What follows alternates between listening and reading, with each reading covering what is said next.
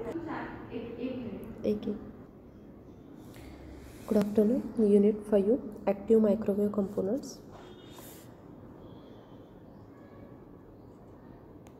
So first we will see what are the microwave sources.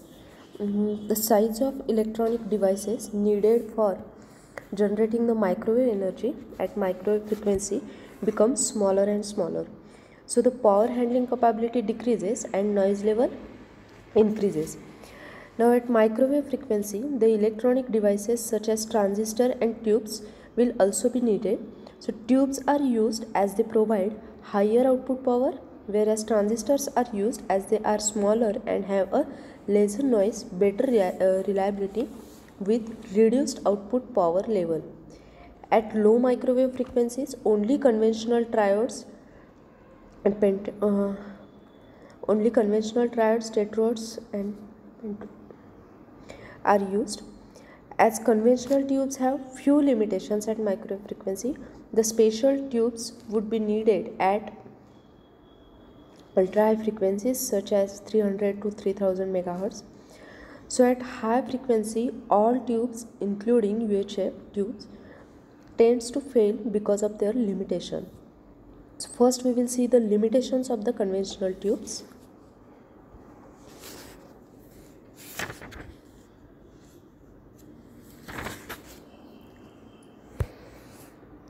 As there is an increase in frequency beyond a certain limit, many factors of conventional tube come together in order to decrease the tube efficiency. The many techniques are available to reduce the limitations of conventional tube, but each technique fails when frequency increases beyond 1000 megahertz. So 1000 megahertz is upper limit beyond which conventional tubes cannot be used.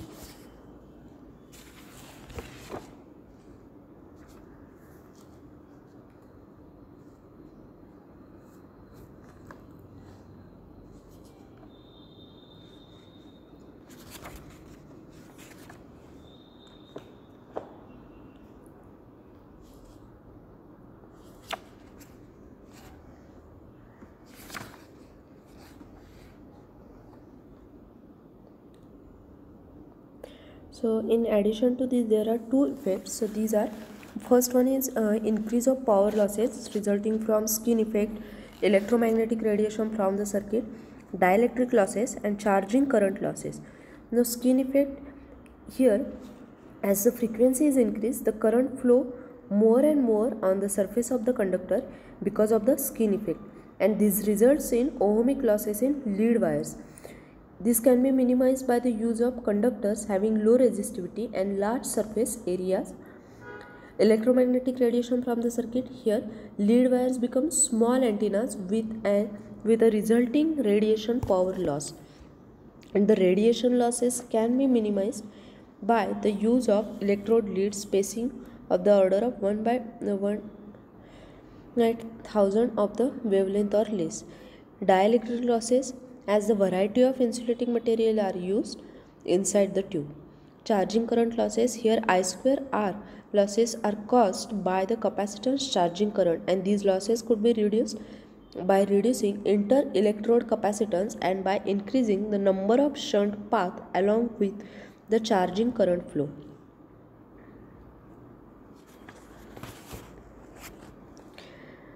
There is one more, that is a gain bandwidth product limitation.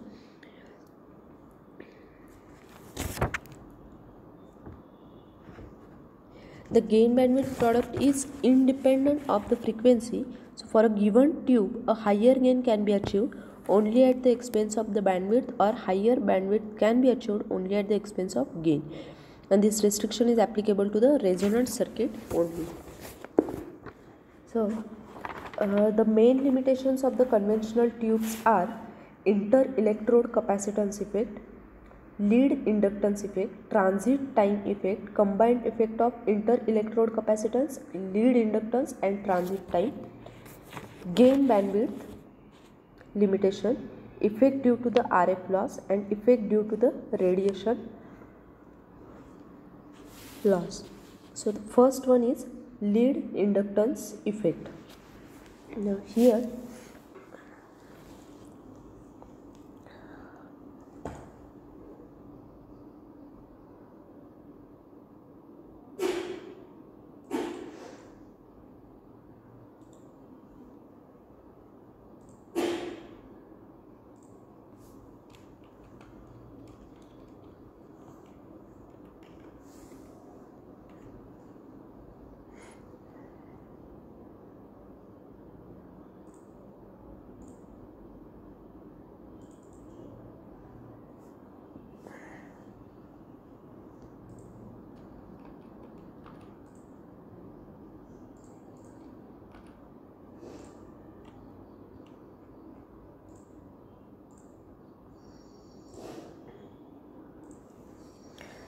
in lead inductance effect, as the frequency increases, there is an increase in the inductance. So XL is equal to 2 pi FL. Therefore, the voltage at active electrode are less than the voltage at base pins. Therefore, the gain of the tube amplifier reduces. Now here diagram for the lead inductance and the inter-electrode capacitance is shown.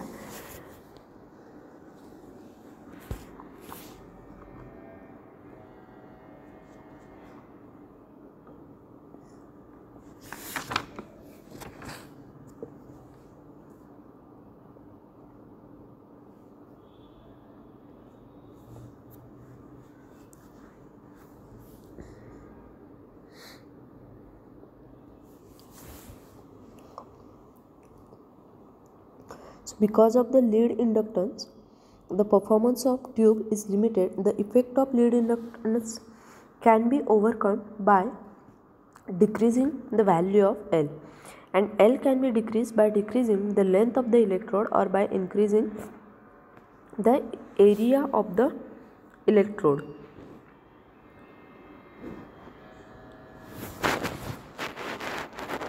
As L is small l by mu 0 mu r A, but here the turn will reduce the power handling capability. In inter-electrode capacitance effect, as the frequency increases, there is a decrease in reactance. Reactance means Xc, which is equal to half pi Fc. F is frequency, and also in the output voltage because of shunting effect. Because of the Xc is almost short at higher frequency, the value of capacitance, that is here it is shown Cpk and Cgp,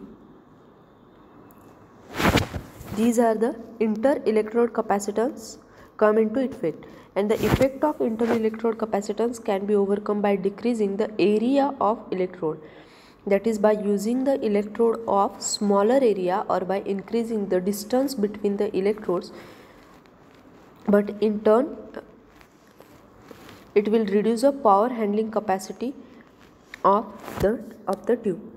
Now the input admittance of the tube is given by the equation which is written here. The inequality is almost always true since the cathode lead is usually short and it is quite large in diameter, and the transconductance is generally much less than 1 milliohm. The equation for the input impedance at very high frequency is also given here. Now the real part of the impedance is inversely proportional to the square of the frequency, and imaginary part is inversely proportional to the third order of the frequency.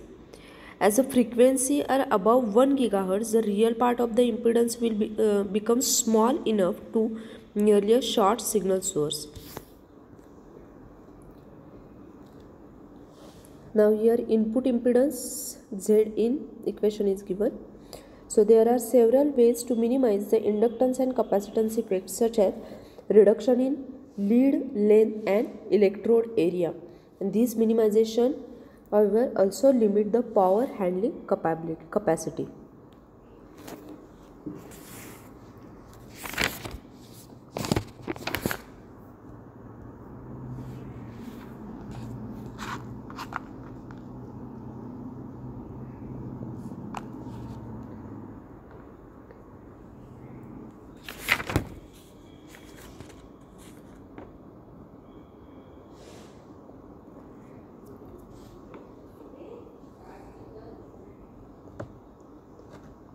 Next is transit time effect.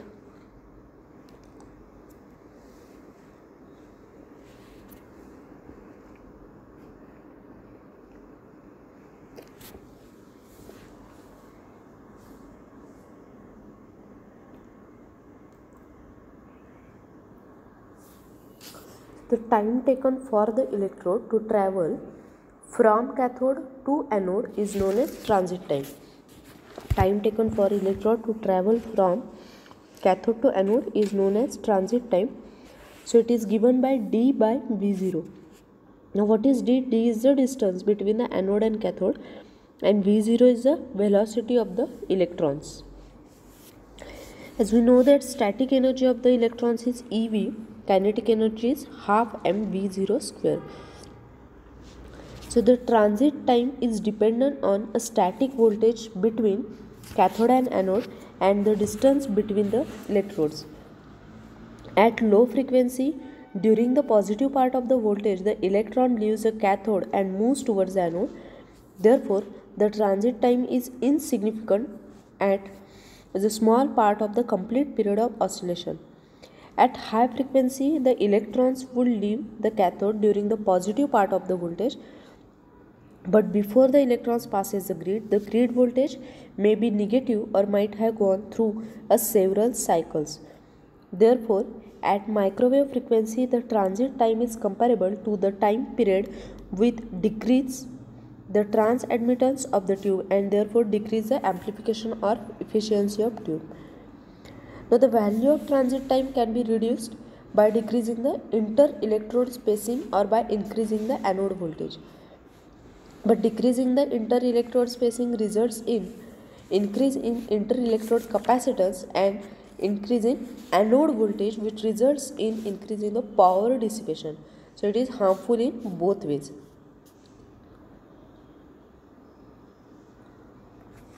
This effect can be overcome by decreasing the area of the plates, but this in turn reduces the anode dissipation and hence reduce the power output. Now when the frequencies are below microwave range, the transit angle is negligible. At microwave frequency, the transit time, or we can say transit angle, is large compared to the period of microwave signal, and the potential between the cathode and grid may alternate from 10 to 100 times during the electron transit. The grid potential during the negative half cycle removes the energy which was given to electron during the positive half cycle. Consequently, the electron may oscillate back and forth in the cathode grid space or return to the cathode. The overall result of the transit angle effect is to reduce the operating frequency of the vacuum tube, and the degenerate effect become more serious when frequencies are well above 1 GHz. Once electrons pass through the grid, they are quickly accelerated to the anode by the high plate voltage.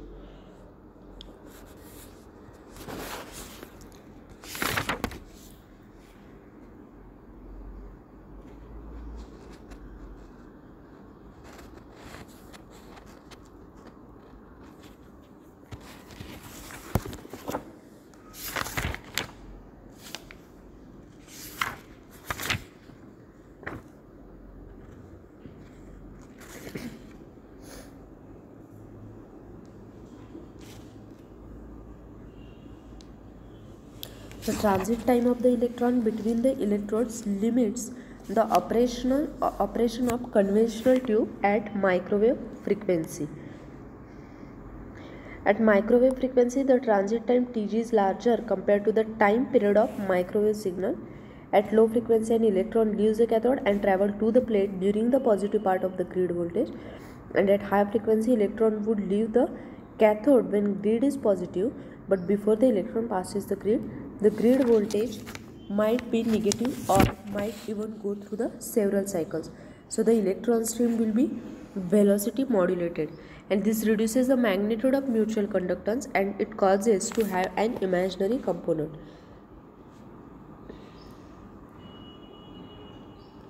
So transit time effect can be minimized by, one is decreasing the inter-electrode spacing, and second is by increasing the operating voltage. Now next limitation.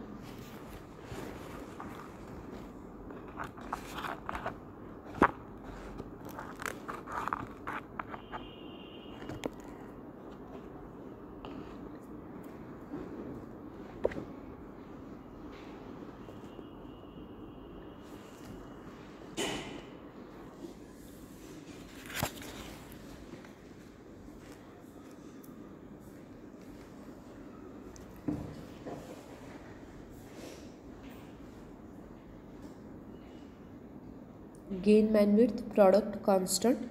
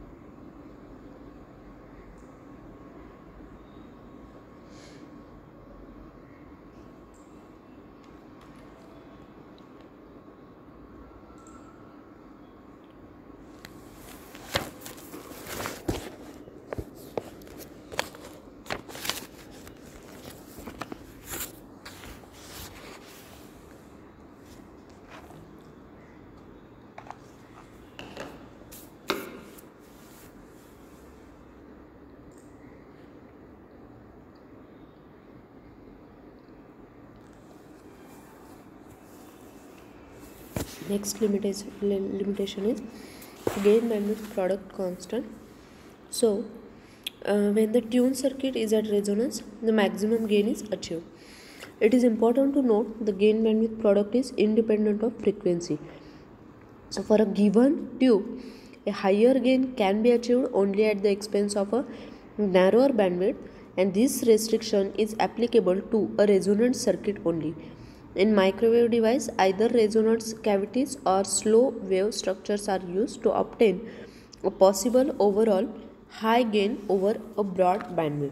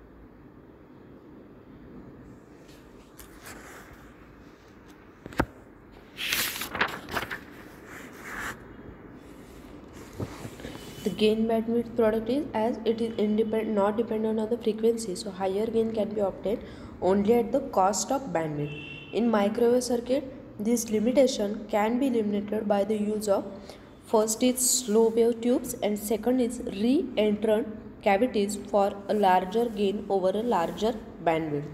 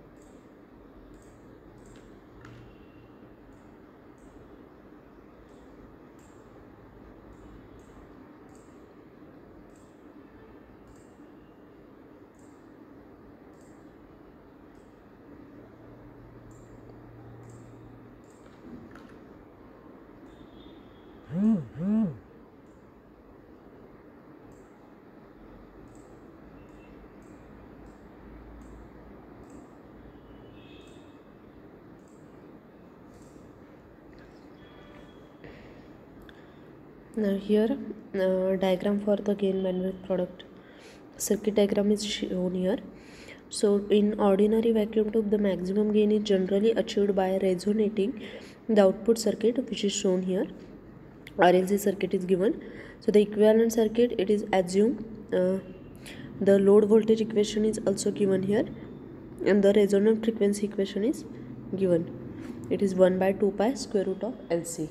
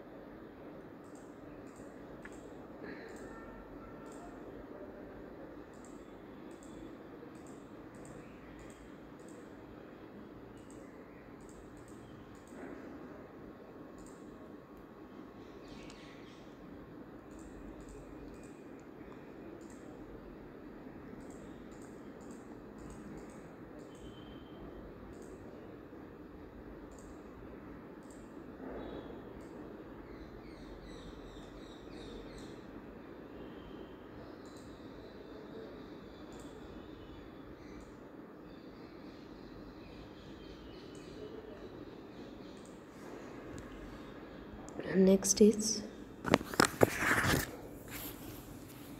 maximum gain at resonance. The equation for the maximum gain at resonance is given.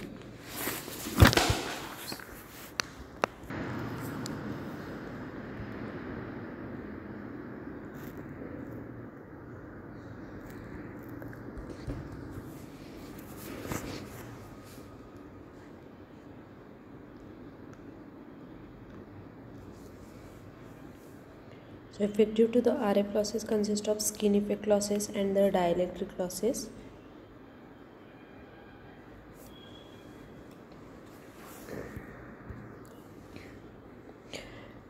Then there is one more radiation losses.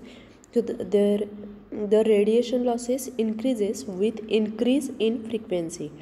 The radiation losses can be eliminated by enclosing the tube properly or by concentric line constructions.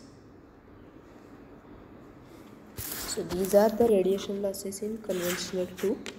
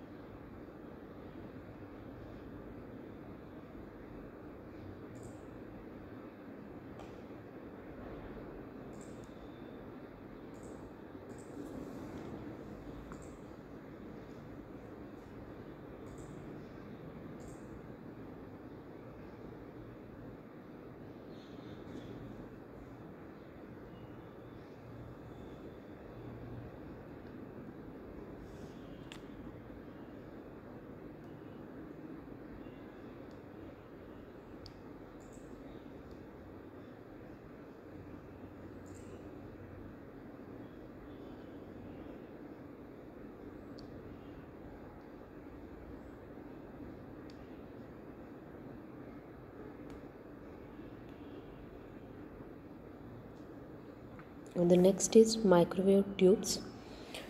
So a high vacuum tube designed for the operation in the frequency region from approximately 3000 to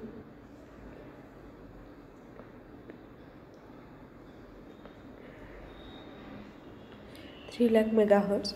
The two considerations distinguish a microwave tube from the vacuum tube and used at lower frequencies. The dimension of the tube structure is relation to the wavelength of the signal that is a generator or that it generates or amplifies, and the time during which the electrons interact with the microwave field. In the microwave region, the wavelengths are in the order of centimeters. The resonant circuits are in the form of transmission line that extend a quarter of wavelength from the active region of the microwave tube. With such a short circuit dimension, the internal tube structure constitutes an appreciable portion of the circuit. For this reason, the microwave tube is made to form a part of resonant circuit. The leads from the electrodes to external connections are short, and the electrodes are the parts of surface extending through the envelope directly to the external circuit, that is often a coaxial transmission line or cavity. The microwave tubes are designed in order to eliminate the limitations of conventional and UHF tubes. At microwave, the period of the signal is in the range of 0.001 to 1 nanosecond. Only if transit time is less than a quarter of the signal period, then do significant numbers of the electrons exchange appreciable energy with the signal field. The transit time is reduced in several ways. The electrons are closely spaced and made a planar in configuration, and high inter-electrode voltage are used. The tubes designed by the foregoing principles are effective for the wavelength from a few meters to a few centimeters. At shorter wavelength, the different principles are necessary and to obtain a greater exchange of the energy between the electron beam and the electromagnetic field. Several alternative designs have proved practical. Now, instead of collecting the electron beam at plane formed by the opposite side of the resonant circuit, the beam is allowed to pass into the field free region before reacting further with an external circuit. The electron cloud can be deflected by a strong static magnetic field so as to revolve and thereby react several times with the signal built before reaching the plate, that is klystron and magnetron. Instead of producing the field in one or several resonant circuits, the field can be supported by a distributed structure along which it moves at a velocity comparable to the velocity of electron in the beam. The electron beam is then directed close to this structure so that beam and field interact over an extended interval of time. That is traveling wave tube.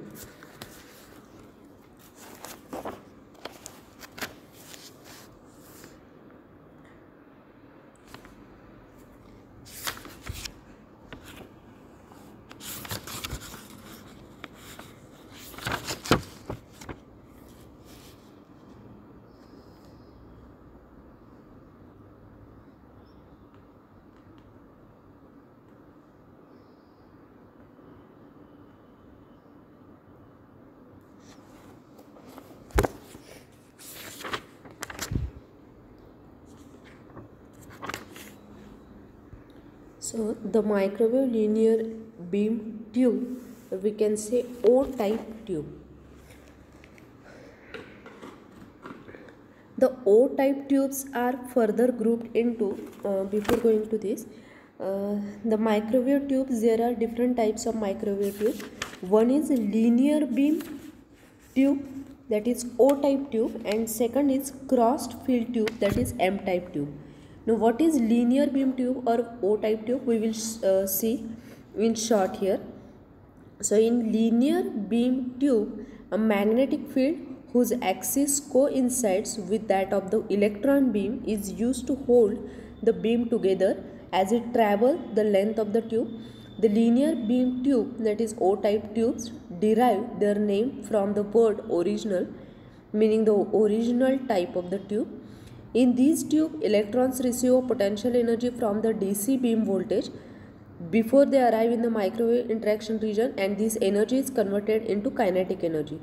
In the microwave interaction region, the electrons are accelerated or deaccelerated by the microwave field and then bunched as they drift down the tube. The bunched electrons induce a current in the output structure. The kinetic energy of the bunched electrons is given to the microwave field and are collected by the collectors. So example of these linear beam tubes are klystron and traveling wave tube. The second type is M-type, that is crossed field tubes. Similarly, crossed field tubes derive their name from the fact that the DC electric field and the DC magnetic field are perpendicular to each other.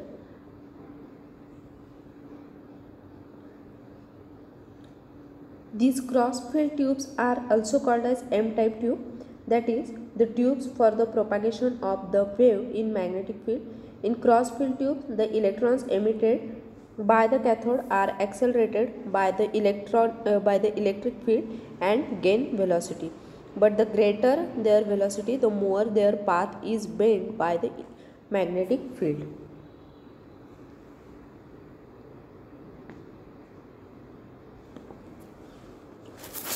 If the RF field is applied to the anode circuit, those electrons entering the circuit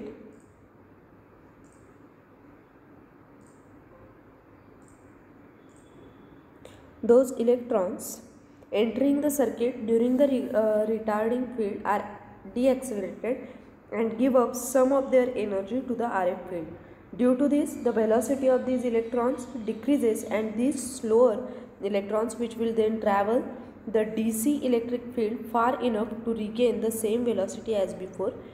The electrons that have given up the sufficient energy to the RF field can travel all the way to the anode due to the cross field interaction. So example of this is magnetron.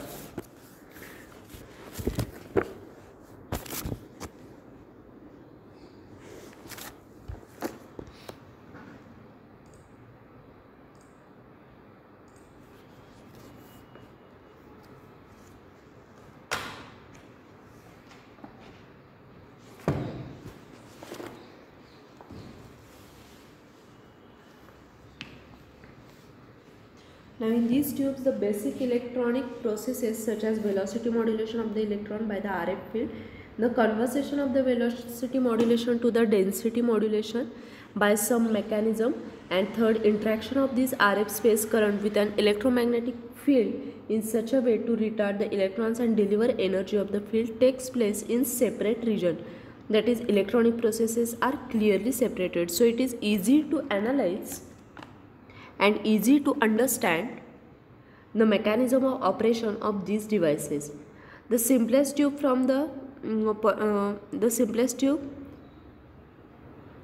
in this type, the various electronic processes are mentioned which takes place in separate portion of the structure. So two cavity klystron will be described and analyzed in the next lecture.